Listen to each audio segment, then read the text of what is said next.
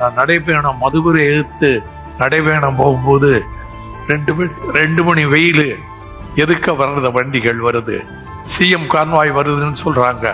எதுக்க வந்த வண்டி திடீர்னு எதுக்கு வந்து நின்னுது. நான் அசந்து போனேன்.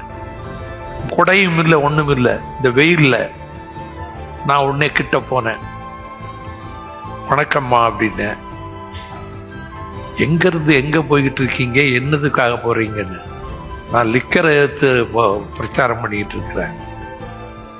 சாப்பிட்டீங்களா இல்லையா, எங்க சாப்பாடு, இந்த சாப்பாடெல்லாம் ஏற்பாடு பண்ணியிருக்கு அப்படின்னு சொன்னேன். உங்க வீட்டில எல்லாம் நல்லா இருக்காங்களா, உங்க அம்மா நல்லா இருக்காங்களா அப்படின்னு கேட்டாங்க.